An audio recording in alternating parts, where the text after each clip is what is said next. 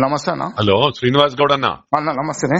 నీకు తొందరపడకు, పార్టీ గట్టిగా అయితే నీకు ఫ్యూచర్ ఉంటది. నీకు ఏదంటే అది చేస్తా నేను తర్వాత. ఎందుకంటే ఆడ మొత్తం బయట ప్రచారం ఏముండే, రెడ్డి ఒక్కరు లేరీలకు దారుణం అంటే నేను సంతోష్ రెడ్డికి ఇద్దరికి ఆఫర్ ఇచ్చిన, ముందే తెలిస్తే వాళ్ళు ట్రాప్ చేస్తారని చెప్పి ఎవరు ముందు వస్తే అలా కండువా కప్తా అని, వేరే ఉద్దేశం లేకుండే. సంతోష్ రెడ్డిని శోభరాణి తెస్తానది 3-4 రోజులు ఆమెను అడిగిన, రేపు వస్తున్నాడు. ధన్మని సిద్ధరామరెడ్డిని బట్కరాగానే వేసేసిన కండువా. మనకాడ గెలిచినాక పార్టీ గట్టిగైనాక ఏదన్నా అవుట్ రైట్ ఉంటా నేను. మనది ఇంకా 3 ఏళ్లు ఉంటది. నెక్స్ట్ కూడా ఎవనయ్యకినము మొత్తం కుప్పి పడేస్తా నేను. ఏ ఊర్లు కొనేస్తా నేను. సమస్య ఉంటది. నెక్స్ట్ టైం మనం ఖర్చు పెట్టినట్టు ఆలయం పెడతారు, వాళ్ళు 100 పెడితే 200 కోట్లు పెడతా నేను.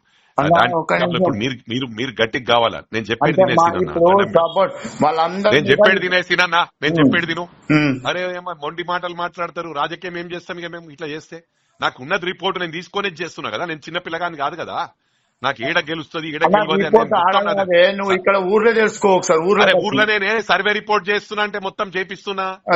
నువ్వు నమ్మకపోతే ఎట్లా? 200% గెలవవు. మదర్ ప్రామిస్ చెప్తున్నా, నీ ఇష్టం. చెప్తున్నా వినకపోతే ఎట్లా నువ్వు? అరే అన్ని మొండి మాటలు మాట్లాడితే ఊర్లో తెలుసుకో అంటే మొండి అంత పని చేసిన ఎమ్మెల్యే ఎలక్షన్ లో మేము ఎంత కష్టపడము. అలా అట్లే మాట్లాడతావాను అంటే నీకోసం అడుగుతున్నావా? నువ్వు వేరే వాళ్ళకి చేసి అడుగుతున్నా, నీకోసం అడుగుకుంటావాను.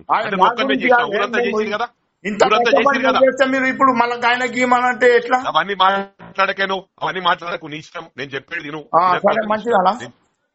అమ్మా అంత రూపాయి మాటలు మాట్లాడుతున్నావా?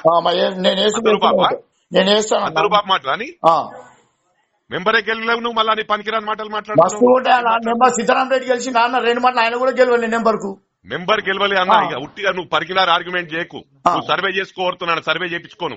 సర్వే అందరు నన్ను ఏమని చెప్తారు. నువ్వు బయట వెళ్తాను ఎవడో 2-3 కొట్టోళ్ళు చెప్తే ఇంతవాను. వాళ్ళు అన్న ఒక నిమిషం నీకు ఒక్కసారి చెప్పేదాకా ఈయన మాట్లాడినప్పుడు అర్థమయ్యేది నీ మాట్లాడే విధానం. ఓట్లు నాకు తెలుసు. ఏమో అన్ని నడుపుతా ఉన్నావు. మెజార్టీ రాలేమో మాట్లాడుతూ ఉన్నావు అని. నేను ఏమంటున్నా వింటాను. నేనేమి వింటా? నేను నువ్వు ఊరే వాళ్ళు ఇద్దరు చేసిర్రు, వాళ్ళు ఇదివరకు ఏం చేయలేదు, మేము మధ్యలో వేరేటోని గెలిపిద్దామని ఊరందరూ తాకంటారు. అట్లా అని చెప్తున్నా నేను చెప్తే అర్థం చేసుకో. అందరు నేను సంధాయించుకుంటా. మీ మిల్లని సంధాయించే వరకే మొత్తం కాన్స్టిట్యూన్సీ ఆగమవుతుంది.